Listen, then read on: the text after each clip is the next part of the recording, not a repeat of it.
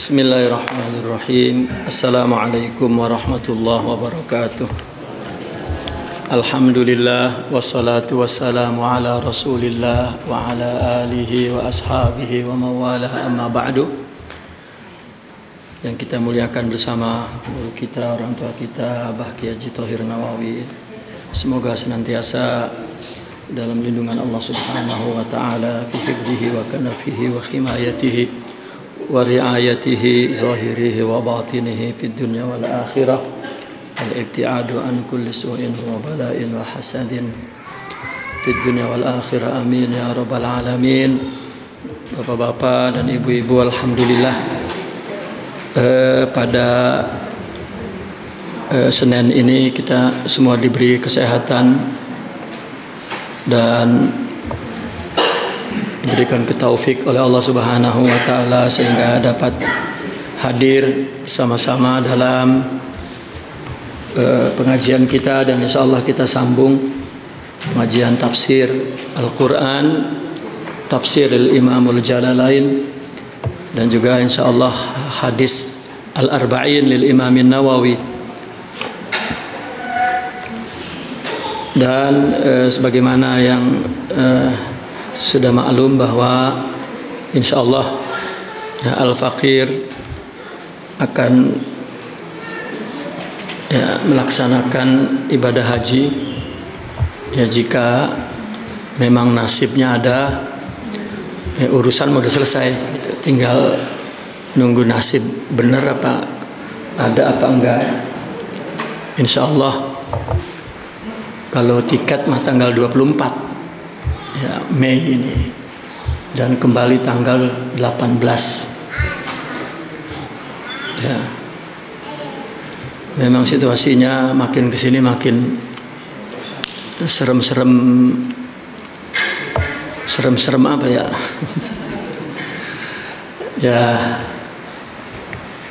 ya semoga dimudahkan dan berada dalam keamanan insyaallah.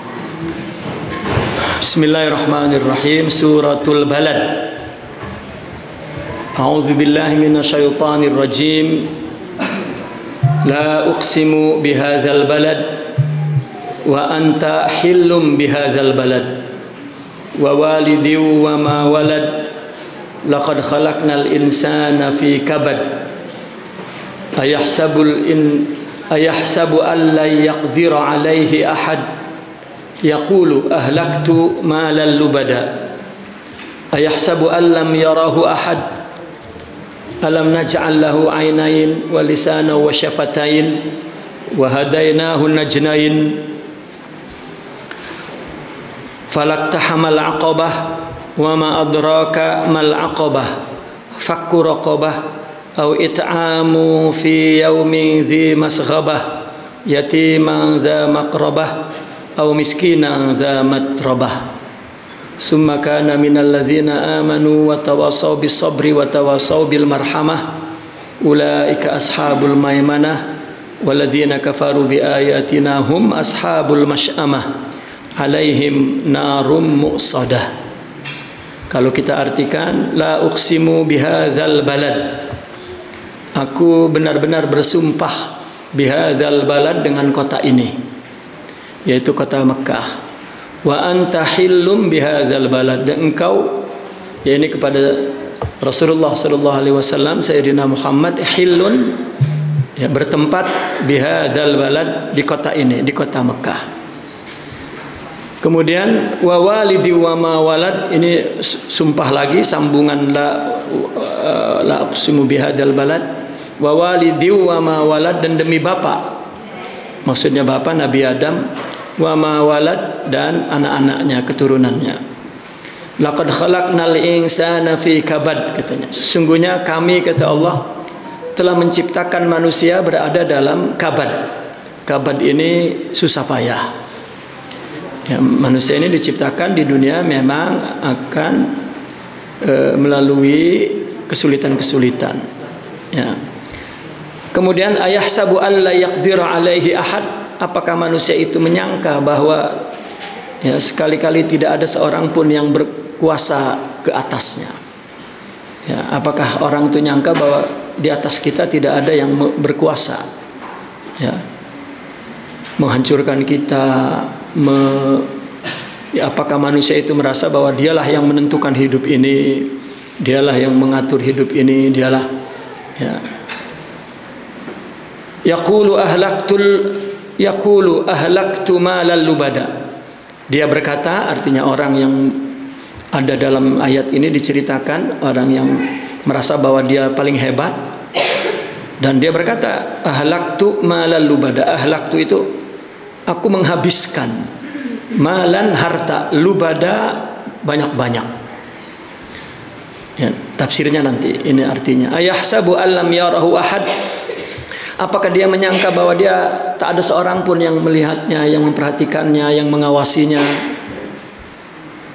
Nah, kemudian Allah sambung lagi, alam naj'al lahu ainain, bukankah kata Allah kami jadikan, ya, dia itu manusia itu mempunyai dua mata, walisanau wa syafatain, dan mempunyai lidah, mempunyai dua bibir, dua mulut maksudnya, wa hadainahu najdain, dan kami telah menunjukkan kepada dua jalan, jalan kebaikan dan jalan kebenaran.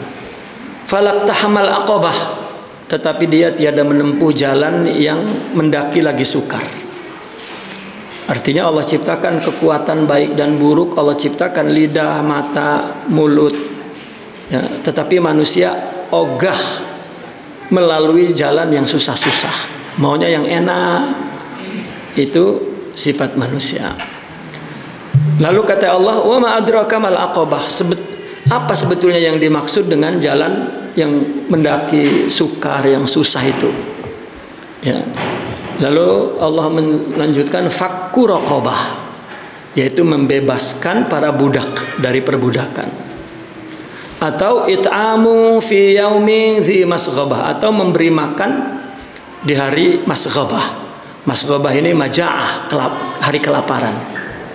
Au miskinan za matrobah, atau kepada orang miskin yang za matrobah. Matrobah itu tanah, debu, rendah, hina.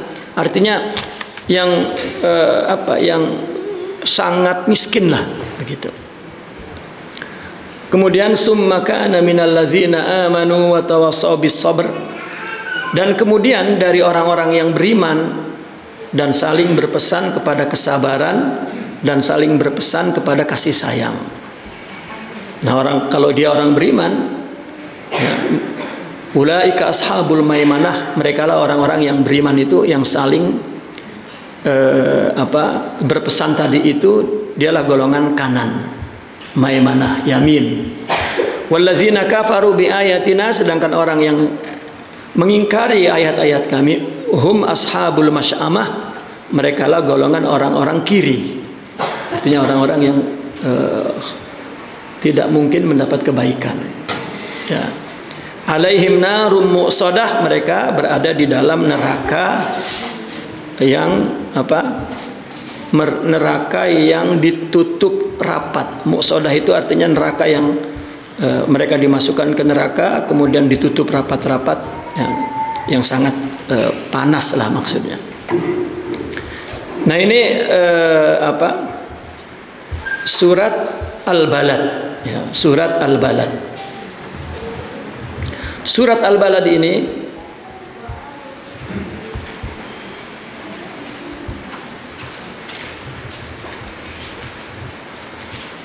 disebut Makkiyah, ayatnya ada 20 ayat. Dinamakan surat Al-Balad karena ada kata Al-Balad di awalnya, dan Allah bersumpah dengan kata Al-Balad itu, la uqsimu bihadzal balad, ya. Kemudian sebab nuzulnya ada dua, ya. Yang pertama bahwasanya ayat yang kelima, ayahsabu alla yaqdiru alai ahad, ini turun untuk seorang yang bernama Al-Asad ibn Kildah. Dia menyangka bahwa dia orang yang kuat, nggak ada lagi yang ngalahin dia, dan dia udah ngeluarin duit banyak buat membiayai untuk menghancurkan Nabi Muhammad SAW. Dia mengira bahwa nggak ada lagi yang ngalahin dia dan nggak ada yang bisa ngehancurin dia, nggak ada yang tahulah gitu. Nah, turunlah ayat ini bahwa ya Allah lah yang mengetahui semua dan dia akan hancur. Nah, kemudian salah satunya juga menjelaskan tentang makna kehidupan manusia, di mana manusia itu tidak diciptakan untuk enak-enak, untuk senang-senang. Hidup ini penuh dengan diliputi dengan kesulitan, kesusahan. Ya, karena nanti di surganya itu nggak ada kesulitan sama sekali, nggak ada. Gitu. Jadi kalau orang kepengen di dunia nyaman, itu nggak akan dapat sampai kapanpun. Nggak punya duit, nggak nyaman. Punya duit juga nggak nyaman. Ya, orang kalau punya duit pengen jalan-jalan aja kan nggak nyaman itu. Habis pusing aja. Ya, punya duit beli Mercy, nggak tahu ongkos Mercy-nya banyak lagi, pusing lagi. Ya, mendingan nggak punya duit udah. Nggak punya duit pusing kon ya. Artinya inilah dunia. Ya, inilah dunia. Saya suka cerita mengutip sebuah hadis ya. Rasulullah itu pernah bertanya, katanya Bu, kepada malaikat Jibril. Kan kalau nemuin Nabi kan malaikat itu serius gitu, formal lah begitu. Jadi Nabi tanya, ya Jibril, hal anta tadhak, katanya. Nabi bertanya, wahai Jibril, ente pernah ketawa enggak? Jibril jawab, saya ketawa ya Rasulullah. Kapan ente ketawa? Kata dia, saya ketawa kalau ngelihat orang di dunia nyari nyaman, nyari enak, nyari enggak ada gangguan apa-apa, nyaman gitu. Saya ketawa itu. Kenapa? Karena saya tahu bahwa Allah enggak nyiptain kenyamanan di dunia ini. Allah nyiptainnya di surga nanti. Jadi saya ketawa geli ngelihat orang, ya nggak boleh ada yang nyakitin dia, nggak boleh ada yang memperkeruh hidupnya, nggak boleh ada yang ganggu dia. Padahal ya itulah akabat kehidupan yang mesti dilalui supaya masuk surga. Gitu. Nah, sehingga ulama mengatakan bahwa surga di dunia satu-satunya adalah ridho. Nah, Nabi setelah dialog dengan malaikat itu, maka Nabi mengatakan ya bahwa kebahagiaan di dunia itu adalah ridho. Makanya penjaga surga malaikat itu siapa namanya, Bu? Ridwan. Ridwan itu namanya, nama malaikat itu lambang bahwa surga itu ridho. Ridwan. Nah, kita kalau punya Ridwan di sini, Ibu ada suaminya yang namanya Ridwan? Ya. Berapa tuh bininya Ridwan itu? 1. Wah, pantas bahagia itu. Ya. Taib. Nah, sekarang kita baca tafsirnya. Bismillahirrahmanirrahim. La uqsimu bihadzal balad. Nah, uqsimu bihadzal balad. La ini tidak ada artinya. La zaidah. Ya, la ini nggak diartikan apa-apa. Orang Arab kalau mau membicarakan sesuatu yang penting dimulai dengan la. Ya. Maksudnya la bal uqsimu bihadzal balad. Pokoknya nggak ada yang lain, saya bersumpah ya demi negeri ini. Nggak ada lagi yang lain seperti negeri ini. Maka la itu la mahalalah minal i'rab, nggak ada status grammarnya apa di situ. Orang Arab menggunakan seperti ala, la gitu. Disebut makanya la zaidah. Cuman hiasan ngomong aja. Kalau kata kita nih mau ngomong sama ibu-ibu nih, ibu-ibunya berisik, woi woi woi. Nah, itu woi itu kan la mahalalah minal i'rab. Itu. Ya nggak ada artinya apa-apa. Itu. Yang mau diomongnya adalah yang ucapannya adalah setelah itu. Begitu juga la itu nggak ada. Itu cuman untuk mengambil perhatian. Ya, untuk iftitah atau istiftah.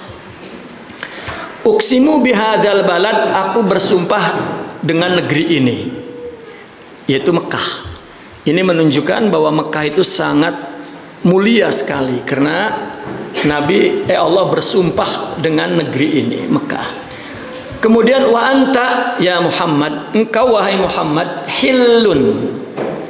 Hillun ini adalah bertempat. Ya. Halla ya hillu, bertempat. Halalun, halalan. Ya, halal ini bukan halal haram. Halal di sini maknanya bertempat. Hal, ya, hal atau halal.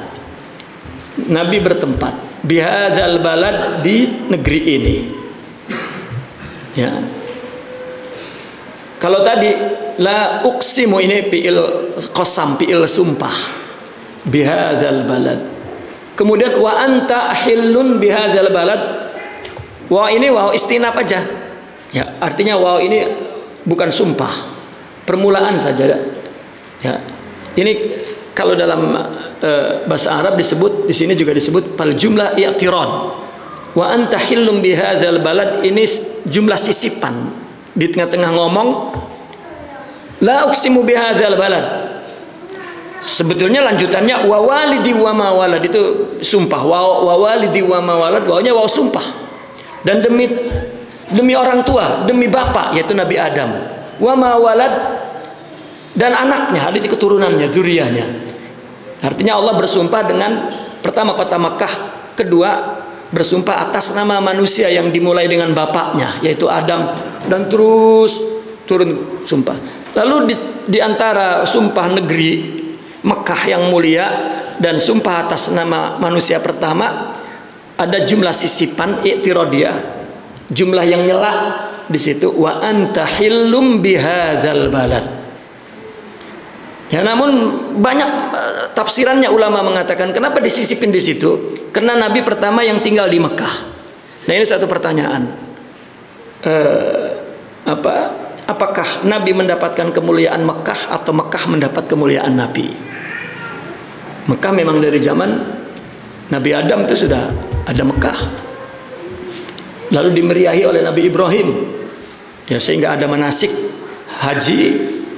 Ya, itu adalah merekam, mengabadikan kisah Nabi Adam dan Nabi Ibrahim. Begitu. Dan Nabi tinggal di situ. Ya. Lalu kaitannya dengan wawalidi wa mawalad. Nabi juga adalah secara basyar anak Adam. Ya, anak Adam, tetapi adalah anak yang artinya keturunan yang paling mulia. Namun ada lagi yang ketiga, kenapa pakai wa anta hillun bihadzal balad? Ai bi ayyahillalaka, di mana kamu dibolehkan bagimu patuqatil, ya, maka untuk berperang pihi di dalam balad ini. Ya. Artinya Nabi dibolehkan untuk berperang di negeri ini. Ya. Karena dari dulu negeri Mekah ini dijaga, dipelihara, ya, oleh orang-orang di setiap zaman. Tapi Nabi tinggal di situ, ya, Nabi dibolehkan. Kapan dibolehkannya? Nanti ketika Yaumul Fath, ketika, ya, Nabi tinggal di Mekah, lahir di Mekah, tinggal di Mekah, lalu kemudian hijrah ke Madinah, lalu Nabi melakukan memerdekakan Mekah, dan di situ meskipun tidak terjadi perang, tapi artinya Nabi dibolehkan. Ya. Faqatuqatil fihi, maka kamu berperang di situ. Wa qad anjazallahu lahu hadzal wa'd, dan Allah telah meluluskan janji ini Yaumal Fathi, di hari merdeka, di hari pembuka Mekah. Ya, kan Nabi ketika berapa tahun Nabi tinggal di Madinah, lalu kembali ke Mekah dan memerdekakan kota Mekah, mengambil kembali kota Mekah. Ini adalah janji wa anta hillum bihadzal balad. Ya. Maka jumlah wa anta hillum bihadzal balad pada jumlah i'tiradun bainal muqassam bihi wa ma utifa alaihi. antara yang disumpahi, yakni uqsimu bihadzal balad, antara balad, wa ma utifa alaihi, dan yang diatopkan. Atopnya apa? Wa walidi wa ma walad, dan demi anak, demi bapak. Itu atop ke uqsimu, yakni uqsimu bihadzal balad wa uqsimu bi walid, gitu. Wa uqsimu bi walid, ya, aku sumpah dengan negeri ini dan aku sumpah dengan bapak, artinya Nabi Adam.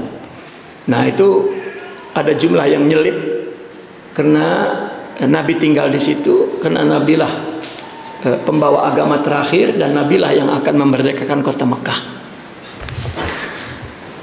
Lalu sumpah itu untuk apa? Untuk menyatakan. Nabi kan bersumpah. Apa yang ingin dinyatakan oleh Allah? Laqad khalaqnal insana. Aku betul-betul sebentar. Wa walidin itu adalah demi ayah, demi bapak, yaitu Adam. Wa ma walad dzurriyyatuhu, ya, yaitu keturunannya. Wa ma bimakna man, itu wa ma walad, ma ini bimakna orang, artinya dan yang menjadi anak, yang menjadi keturunannya. Ya. Ya, secara bahasa dia begitu, ya.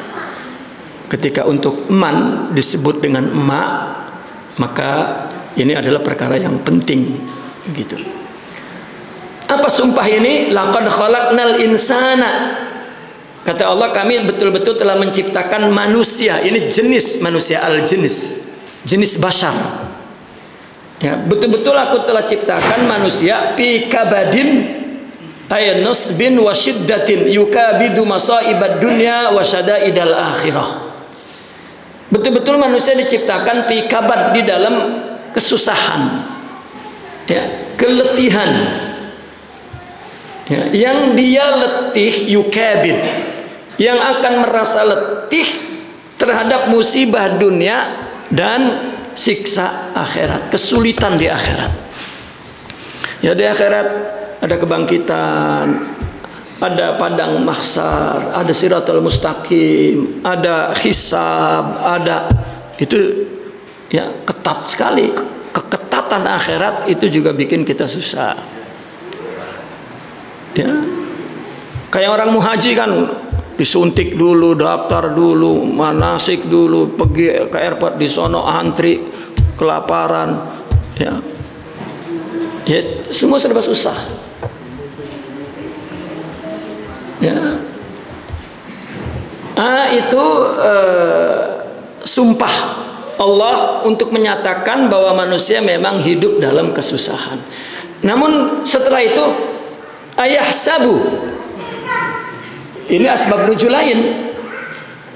Ayah sabu, apakah mengira, ya, yani maksudnya fa'ilnya adalah insan yang dibuang tadi, laqad khalaqnal insan. Ayah sabu, ayadzunnul insanu qawiyyu Quraisy, ayadzunnul insanu qawiyya Quraisyin wa huwa Abul Asad ibni Kildah. Apakah manusia itu mengira, tetapi ini diturunkan untuk seorang yang bernama Al-Asad ibni Kildah, ya. Apakah orang itu mengira, ini dimaksudkan kepada Asad ibnul Kildah, yang dia qawiyya Quraisy, orang yang terkuat di Quraisy, ya. Apa? Allayyaqdira, ai itu mukhaffafah. Kalau musyaddadah anna, lalu an itu disukunkan, an itu mukhaffafah yang asalnya anna. Dan anna ini punya isim mukhaffafatun minas sakila wa ismuha mahdzufun. Isimnya dibuang, ay annahu, kembali kepada Asad ibnu Kildah tadi itu, insan itu. Annahu, bahwasanya si Kildah itu, si Abul Asad ini, ya, menyangka la yaqdiru alaihi ahad, enggak ada yang berkuasa ke atasnya siapapun. Pokoknya enggak ada yang lebih tinggilah dari saya, gitu. Nah, ini padahal manusia hidupnya di dunia dan akhirat penuh liku-liku. Tapi ada orang yang mengaku yang namanya Asad ibnu Kildah bahwa dia paling hebat. Ini dimasukkan di dalam cerita Al-Quran. Yaqulu, dia bilang begini, dan dia berkata, ya padahal tadi wallahu qadirun alaihi, padahal ada Allah yang lebih berkuasa kepadanya.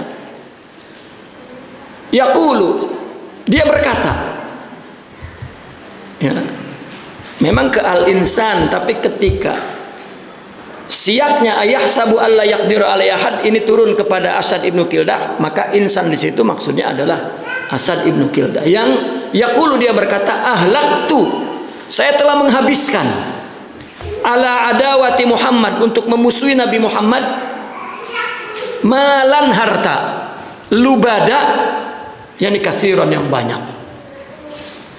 Dialah yang membiayai, ya, pembunuhan, perencanaan, pengusiran, dan semualah untuk memusuhi Nabi Muhammad. Dialah termasuk donaturnya, dan donatur yang terkuat, ya, donatur yang terkuat.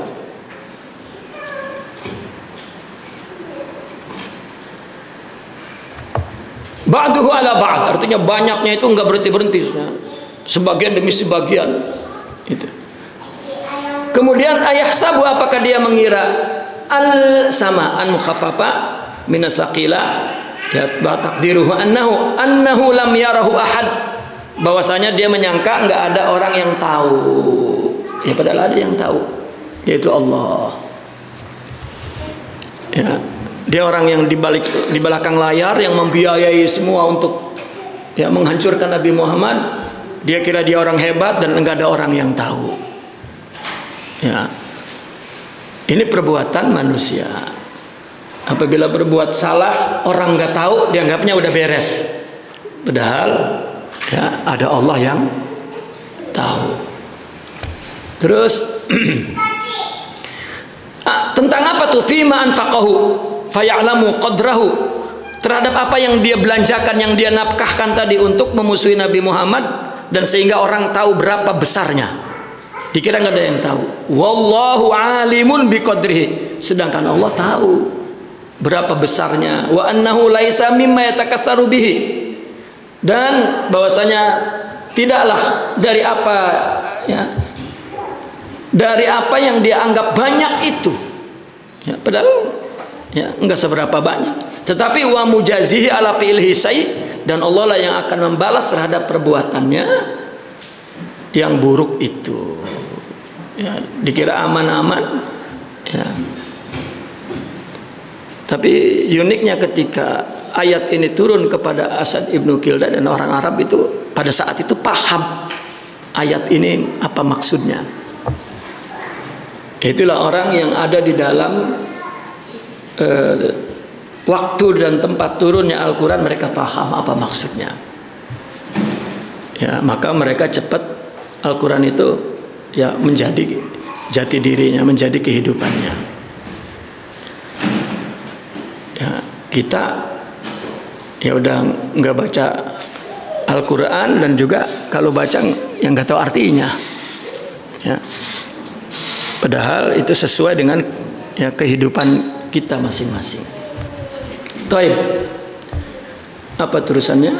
Alam naj'al lahu, nah kemudian Allah berfirman, alam naj'al, bukankah kami, ini istifhamu takriri, ya, bukan bertanya tetapi menetapkan.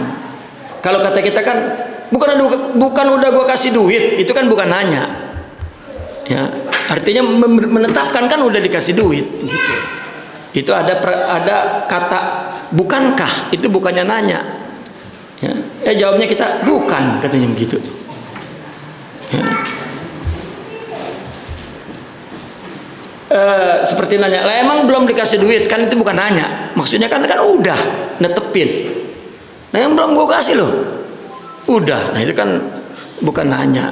Nah, ini juga alam naj'al lahu ainain, bukankah kata Allah, ya, kami jadikan, ay ja'alna, kami telah jadikan, lahu manusia itu ainain, dua mata, walisanan dan lidah, wasafatain dan bibir, dua bibir. Setelah itu wahadainahu najdain, inilah sumpah yang di atas tadi tuh, Artinya sumpah bahwa manusia itu diciptakan dalam kesusahan.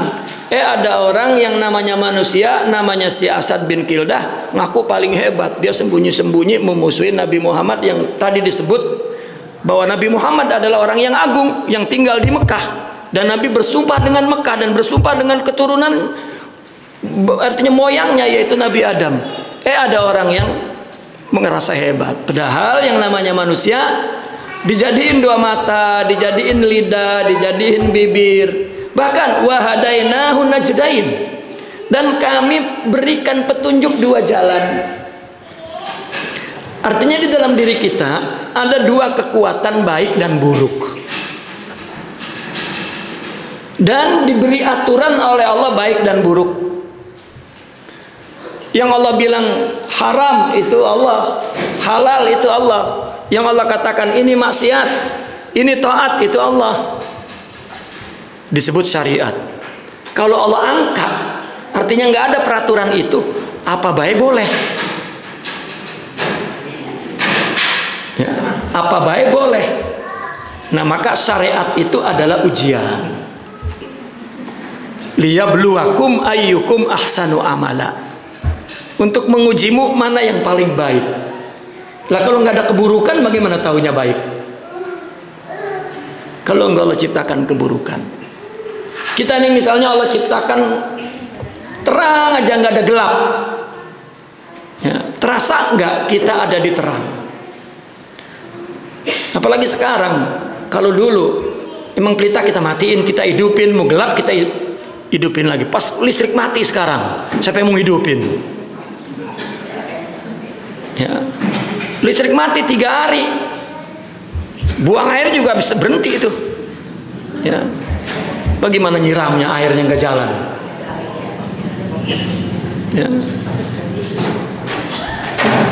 Artinya dengan ada gelap itulah baru terang itu ya bernilai.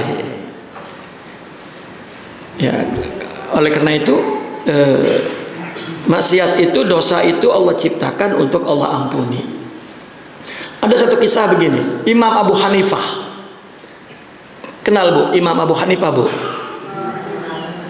Kenal nggak Bu? Pernah dengar? Siapa? Oh bangetan Bu.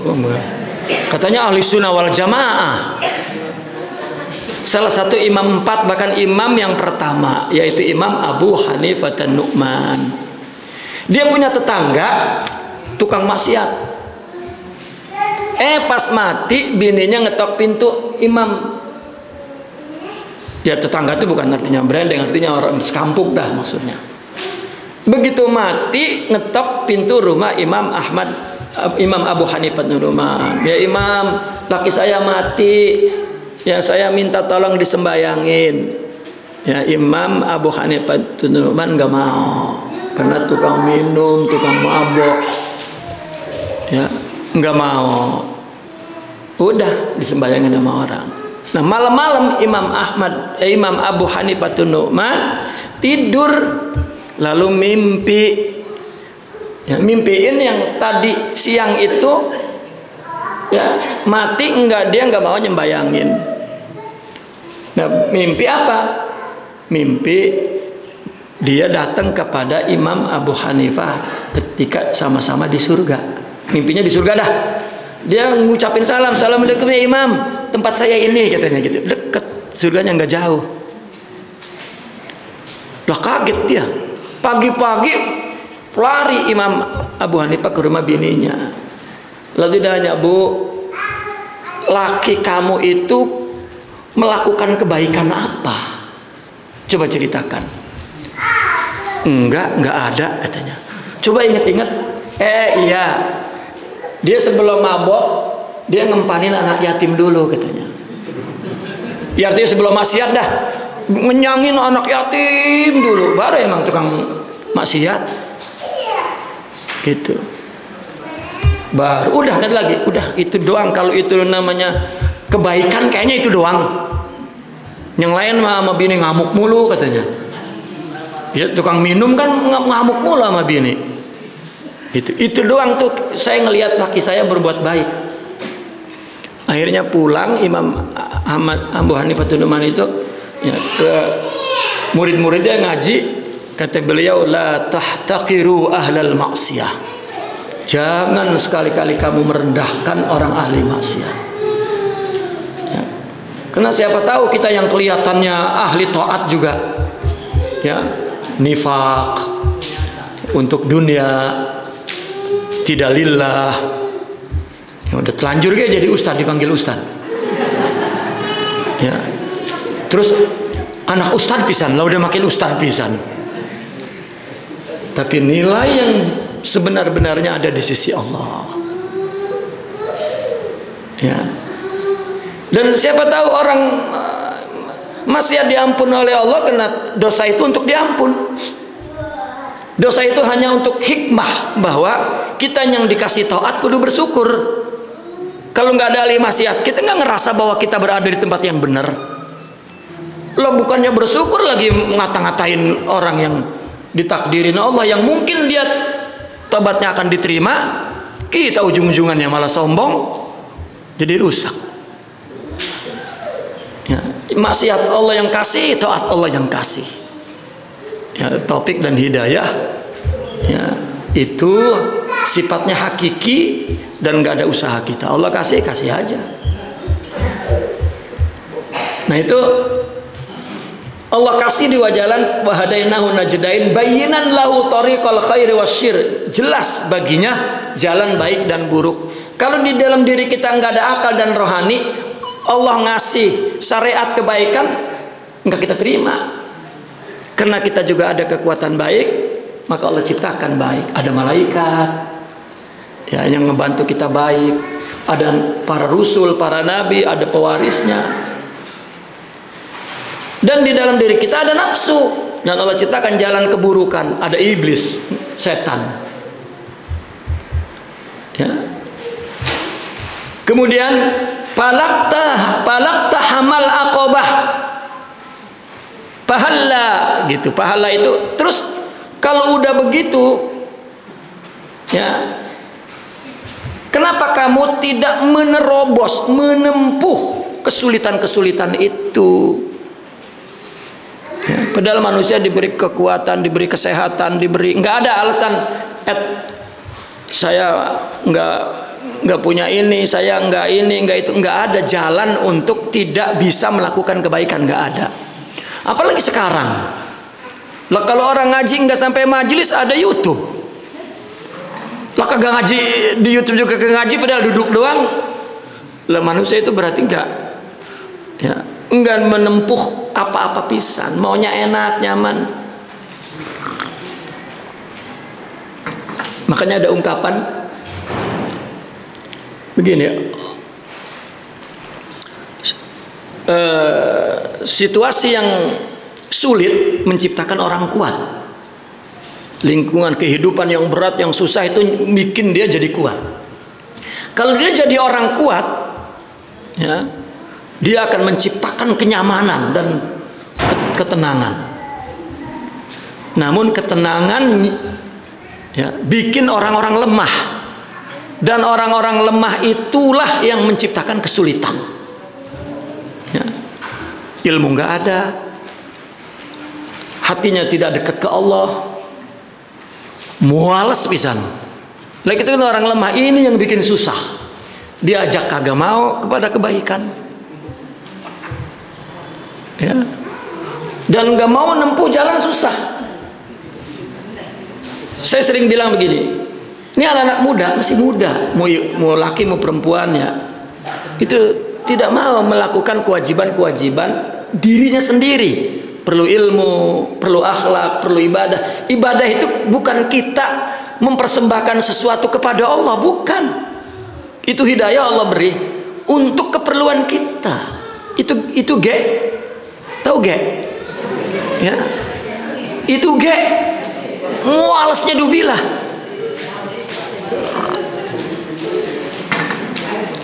Karena dia ngira ibadah itu kayak kita ngelayanin laki, capek-capek tuh buat laki.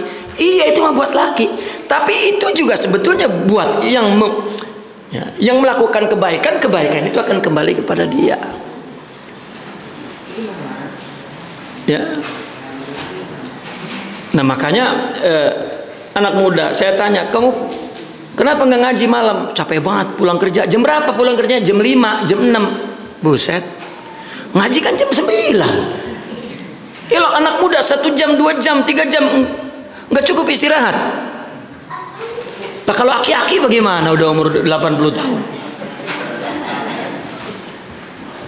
Nah itu ya.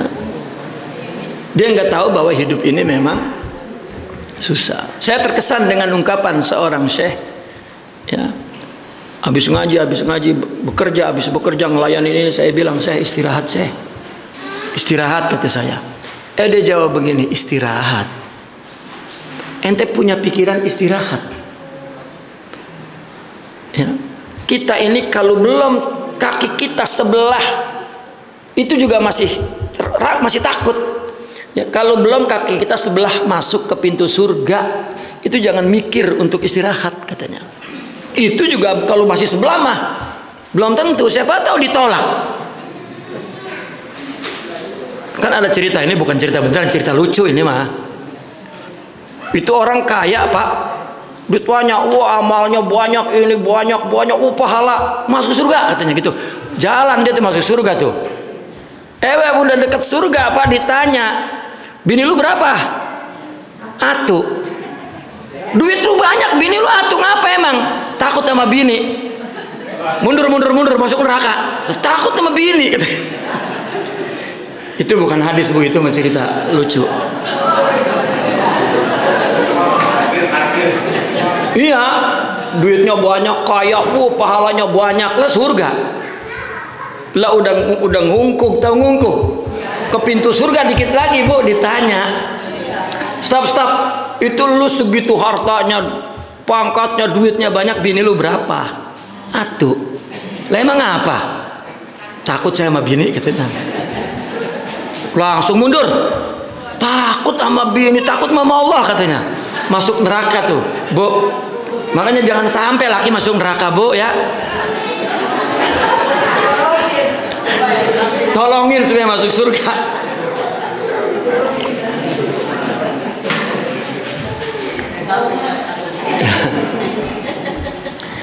Falak tahamal aqobah, istilahnya, kenapa ente tidak menempuh iktaham, sebetulnya menerobos, karena aqobah itu adalah kesulitan.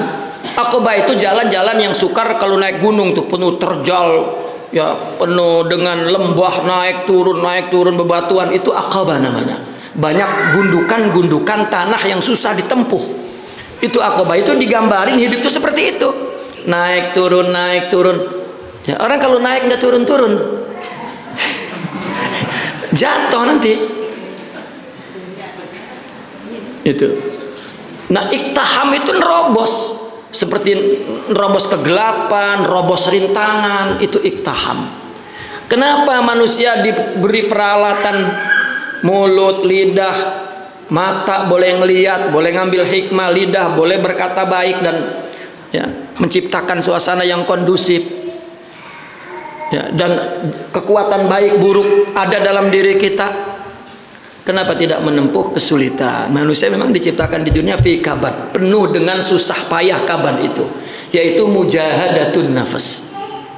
Sebetulnya begini, yang dimaksudkan dari ayat ini, ulama-ulama menafsirkan, hidup dalam kesusahan itu adalah nafsu sebetulnya. Ini nafsu yang bikin susah. Nafsu yang pengen nyaman, nafsu yang pengen enak, nafsu yang gak nerima ketentuan Allah, nafsu yang berat ibadah, nafsu. Inilah yang dimaksud manusia diciptakan dalam kesusahan. Ya. Nafsu yang buruk sangka, nafsu yang dengki, nafsu yang hasud, nafsu yang itu yang bikin susah. Kalau dilawan, diterobos, maka dia lewati nafsu itu. Itu sebab di dalam tasawuf, orang yang berjalan menuju kepada Allah itu maksudnya meninggalkan, mengalahkan nafsu dan melakukan untuk Allah. Jika orang melakukan untuk Allah apapun, maka Allah tolong rohaninya, Allah beri kekuatan rohaninya, baru nyaman. Itu baru nyaman, Pak. Kenapa Bapak diomelin bini, wah langsung dunia rasanya hancur. Itu bini kalau ngomelin itu pahalanya gede Pak kita. Bahkan kita jadi wali kalau diomelin bini mulu. Itu.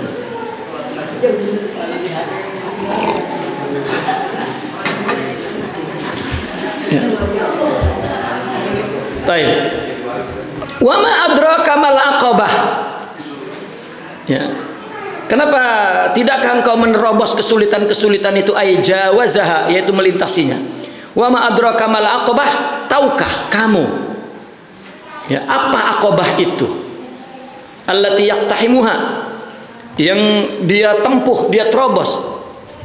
Ta'ziman li sya'nihi. Kenapa ada kalimat wa ma adraka ma itu? Kenapa Allah nanya? Itu bukan nanya. Kalau secara jumlah nahu itu juga itiradiyah. Sebetulnya langsung alam naja falaktahamal aqabah fakku raqabah. Enggak perlu dengan wa ma adraka mal aqabah. Kalimat-kalimat wa ma adraka Allah nanya itu sebetulnya Allah menjelaskan tentang agungnya benda yang perkara yang Allah ucapkan. Aqabah ini yang harus dilawan, kesulitan ini harus dilintasi. Karena kesulitan ini membuat orang kuat, maka harus dilewati. Nah orang kalau udah nggak mau yang susah-susah, udah dia tidak akan merasakan kebahagiaan. Ya. Nah maka mana wa ma adraka mal aqabah, u'allimuka, aku beritahu mal aqabah. Sebetulnya bukan nanya. Nih aku beritahu nih, kalau kamu nggak tahu aqabah itu apa yang akan kamu terobos ini. Nah kalimat ini ta'ziman li sya'niha. Ya, kalimat bertanya ini adalah untuk menunjukkan bahwa perkara ini besar, sya'an ini azam, dan jumlahnya di situ. Artinya kalimat yang wa ma adraka mal aqabah ini i'tirad, sisipan saja. Wa baina sabab ijtihadihad, ya, di antara sebab kenapa mesti dilalui itu. Ya. Nah maka kemudian apa yang berat yang perlu dilakukan? Fakku raqabah. Minar riq bi an a'tiqaha. Riq itu perbudakan, untuk dimerdekakan.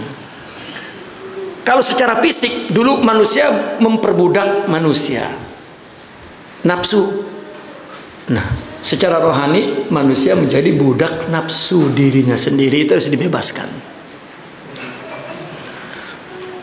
Ya, jangan kalau pengen udah nggak bisa, ya, ditahan, pengen itu nafsu. Ya, ibu-ibu kalau pengen emas, ya, ayo aja liatin emas tiap hari, liatin ada emas dari Jawa Tengah, emas dari Jawa Timur. Lama-lama kalau diliatin nggak kepengen.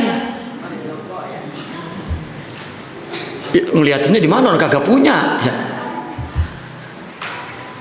Jadi ada seorang murid, kata gurunya mesti dilawan hawa nafsu. Lagi jalan diingat delima, udah ranum banget. Ya Allah itu delima punya orang. Akhirnya dia tiduran di bawah delima, dia liatin, dia ketap aja mulutnya nelen ludah.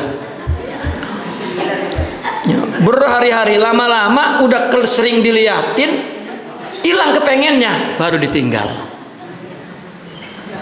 Ya, baru ditinggal. Ya, saya ingat dulu ya Abah Kiai, Abah Nawawi dulu kalau pengen jengkol sama pete dicium-cium ya, makan nasi. Lama-lama udah kepengen, udah ditinggal. Kita mah habis 2 keris.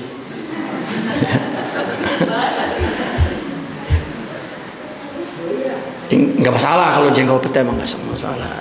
Kalau habis makan jengkol sembayang nggak sikat gigi jadi makruh. Kalau nyikat gigi enggak, makruhnya hilang. Gitu. Makannya nggak apa-apa, enak. Kan larangan itu kan ada sebabnya. Kalau sebabnya dihilangin, elatnya dihilangin, hukumnya hilang. Ya. Seperti perempuan pakai minyak wangi, takut dicium laki-laki yang ya hidung belang, nanti dia maksiat akibat ini. Kalau nggak ada, aman. Gitu. Cuman kita nggak tahu ada apa enggak. Nah maka jangan pakai, kan begitu, akhirnya itu ikhtiar. Gitu. Kemudian wa ma adraka mal aqabah fakkur raqabah. Yang pertama adalah memerdekakan budak. Ini aqabah, susah ini. Kedua, atau ini tertibnya nih, it'amu fi yaumi dzi masghabah, memberi makan di hari yang lapar. Artinya di waktu lapar kasih. Banyak orang di jalan-jalan lapar, ya, kita kasih makan. Seperti yang tadi diceritakan si ahli maksiat itu, kerjanya cuma ngasih makan anak-anak yatim. Ya, orang yang ngasih makan anak yatim, ya, kemudian dia memberikan makan kepada orang yang lapar dan anak yatim, itu pahalanya lebih tinggi daripada orang yang puasa Senin Kemis dengan qiyamul lail malam. Ya, masih tinggi dia.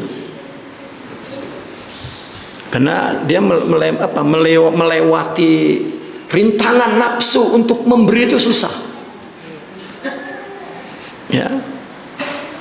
Untuk memberi itu susah.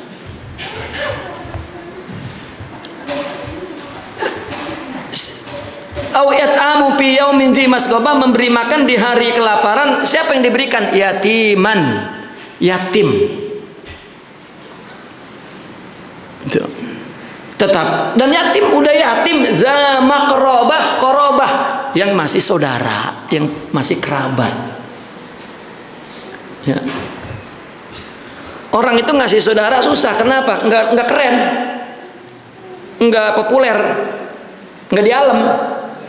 Ya, karena kalau kita ngasih saudara nganggapnya kewajiban. Jadi, wah, bukan satu yang hebat. Makanya jarang orang bisa ngasih sama saudara.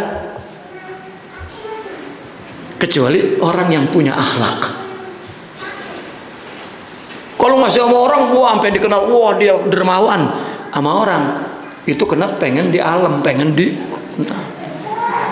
ya. Orang di mana-mana dikasih, saudaranya kelaparan kagak. Nah, sedangkan hambatan salah satunya adalah memberi makan di waktu lapar kepada yatim dan keluarga. Ya. Kemudian miskinan za matrobah. Ini tartibnya nih, habis yatim, yang keluarga, atau miskin za matrobah, yang berdebu maksudnya. Tapi maksudnya lusuku biturab li fakrihi. Kenapa di situ ditempelkan dengan debu, yang berdebu li fakrihi, karena sangat fakir, ya, itu kinayah. Lihat sekarang di TV-TV kan orang yang ya kelaparan, kan duduk di tanah-tanah berdebu, ya, di Afrika, ya, di Palestina. Wa fi qiraati, dalam satu qiraat badal fi'lain masdarain, ya. Dalam satu qiraat mengganti fi'il kepada masdar itu. Jadi fakka au it'amun at'ama gitu. Yang dimudafkan fakku raqabah itu. Li raqabah, fakku raqabah ay fakka raqabatan. Au at'ama fi yaumin dzi masghabah yatiman. Gitu. Wa yunawinu tsani au it'amun. Kalau tadi fakku kan dimudafkan fakku raqabah. Yang kedua au it'amun ditanwinkan. Ini bisa diganti dengan fi'il at'ama fakka. Fayuqaddar qabla al-aqabah, maka dikira-kirakan sebelum aqabah. Ai iktahamal aqabah fakka raqabah. Gitu. Au fakka raqabah at'ama yatiman. Ya. Fayuqaddar qabla al-aqabah iktiham. Oh, iktiham yang dianuin. Fakka iktihama raqabah. Au at'ama, ya, iktihama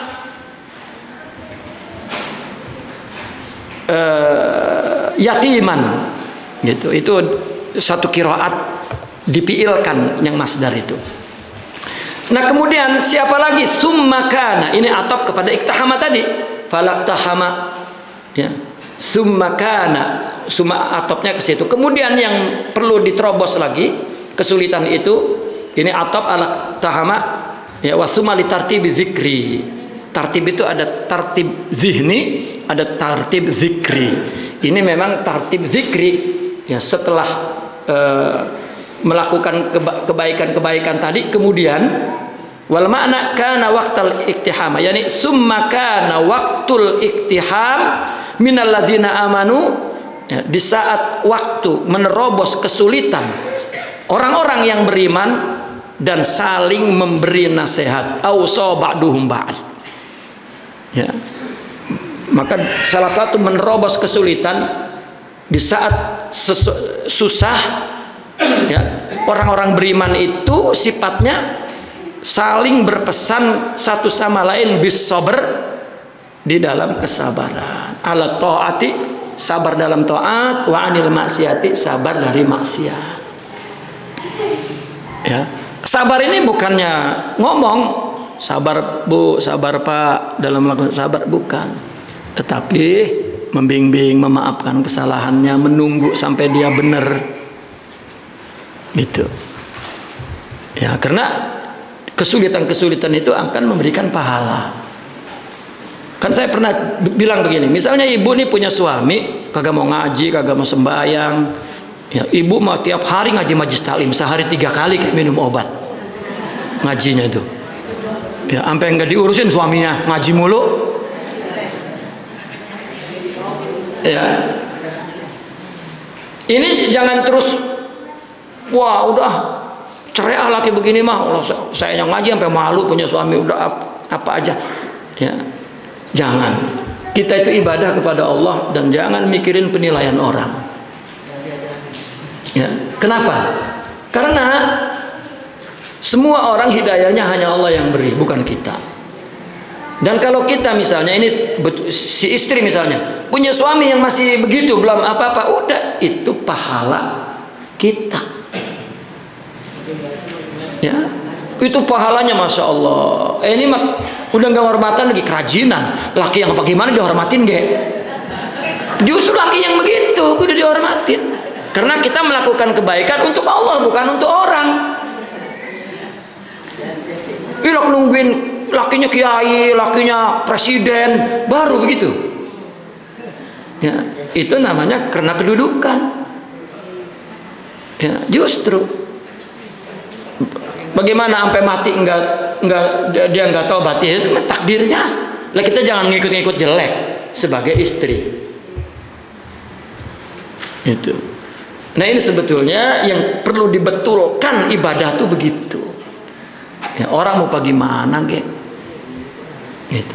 Kalau perlu bilang sama suami, abang jangan buru-buru taubat ya, lah pahala saya jadi hilang. Jangan ngomong ini mah gambaran bahwa ibadah untuk Allah itu begitu. Kita, Allah dikasih kesempatan dengan kita, ya. Sebaliknya, ya, seseorang suami, ya, istrinya belum diajak ngaji, kagak mau ngaji, udah bagian itu, ya. Diajak untuk melakukan kegiatan sosial, memberi orang, ya, nggak boleh, ya, nggak apa-apa, udah itu. Nah, ini apa namanya, sabar dalam ketaatan dan sabar dari maksiat. Ya. Di samping memang untuk melakukan taat itu kita perlu punya kesabaran. Kenapa perlu kesabaran? Karena ada nafsu, bukan enak. Kita kalau melakukan taat terus enak baik, periksa, kenapa ya? Pantas ada mertua, pantas pengen dialem, pengen dipuji. Makanya melakukan kebaikan kalau depan orang ringan, pas sendiri berat. Kenapa? Karena ada aqobah di dalam diri kita, yaitu, ya, mujahadatun nafas, bi kabar, ya, dalam kesusahan, dalam keberatan, ya. Kemudian watawasau bil marhamah, dan saling berpesan kepada kasih sayang, ar-rahmah 'alal khalq. Maafin orang, lupain kesalahannya, ya. Kalau kita salah minta maaf, kalau orang minta maaf kasih. Ya, ini orang minta maaf, tidak ada maaf bagimu. Ya, sakit bang, awas ya bang, jangan lagi-lagi ya, katanya gitu. Dikirain ya bu, yang nentuin hidup itu kita. Nih bu, Allah punya nama, namanya Al-Muhaimin. Apa Muhaimin itu bu? Artinya bu, memelihara. Nah, ini Muhaimin nih contohnya nih. Kita dapat memelihara diri kita, doa. Tapi itu juga mungkin terjadi bahaya. Misal kita jalan di pinggir jalan, kita udah hati-hati jalan di pinggir, nggak di tengah, iya kan? Dan udah di pinggir juga kita selalu tengok kiri kanan, takut ada bahaya yang menimpa kita. Udah segitu-gitunya kita bisa ngejaga diri. Lalu yang ngejaga ada supir truk ngantuk, belum gajian, diomelin bininya anaknya sakit, maka mertua minta duit, rumah belum setoran, kreditnya belum lunas, kredit motor belum lunas, maka dia ngantuk belum tidur, bosnya ngomelin, lah naik mobil ngantuk nabrak kita, siapa yang ngejaga dia? Kita nggak bisa ngejaga orang lain. Ya, Allah Muhaimin. Makanya ada orang jatuh, susah, berat, termasuk misal bu, suami kawin lagi, itu Allah yang menentukan. Lah emang kalau kata Allah cerai, jangan takut. Ya. Kalau enggak ya enggak. Emang bu, kalau laki kawin lagi itu emang senang banget laki itu. Tanya sama yang udah ngalamin dah.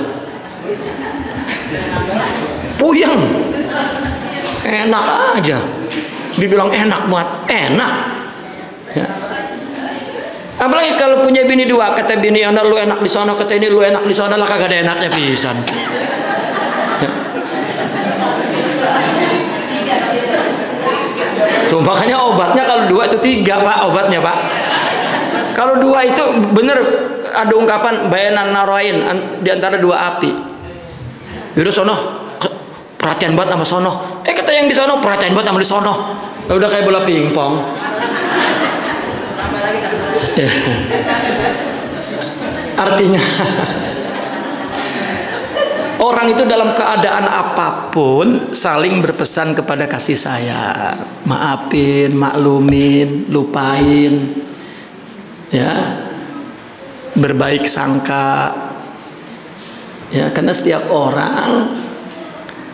orang itu ya ketentuannya masing-masing, nggak ada bu kaitannya dengan kita. Meskipun itu laki, anak kita pisan, itu Allah yang nentuin, bukan kita. Lalu kita melakukan untuk mereka, itu ibadah kita kepada Allah. Bodoh amat dia mau jadi apa, sebaik-baiknya kita lakukan. Kita akan dihisab perbuatan kita itu. Nah kalau kita tidak melakukan kewajiban, baru orang-orang yang menjadi kewajiban kita itu akan dipertanyakan oleh Allah. Bukan karena dianya, karena kita tidak melakukan kewajiban. Mungkin dosa istri, dosa anak yang tidak orang tua sama sekali melakukan kewajiban dapat. Kalau enggak, kalau kita lakukan dengan baik sudah. Karena enggak ada urusan dengan orang lain. Artinya orang lain itu orang selain diri kita, nggak ada. Ya, ini akobah, inilah kesulitan yang perlu kita lewati. Ya. Taib. Itu orang mukmin. Ulaika ashabul maimanah, orang yang bersifat al-mausufuna bihadhihi sifat. Ashabul maimanah, orang yang mempunyai orang golongan ahli kanan, orang yang baik. Walladzina kafaru bi ayatina, sedangkan orang-orang yang kafir dengan ayat-ayat kami. Ayat-ayat Allah itu apa? Ayat-ayat yang tertulis adalah Al-Quran, isi perintah ibadah nasihat, dan ayat-ayat yang tidak tertulis adalah ketentuan-ketentuan Tuhan dalam kehidupan ini. Ya. Kita mengingkari itu kafir, bahwa seolah-olah orang yang melakukannya, enggak ada, Allah yang melakukannya. Itu ayat Allah. Wa min ayatihi an khalaqalakum wa min ayatihi an khalaqa wa min ayatihi, ya, itu ayat Allah. Hum ashabul masy'amah, mereka lah ahli golongan kiri. Alaihim, mereka dihukum kepada mereka, ditimpakan ke atas mereka narum muqsadah, api yang di muqsadah, yang mutabbaqah, yang dikunci, yang ditutup. Itu menunjukkan bahwa siksa neraka itu sangat panas, dimasukin ke dalam ditutup. Itu sangat panas mereka yang mengingkari ayat Allah. Naqifuna walhamdulillah. Al-Fatihah.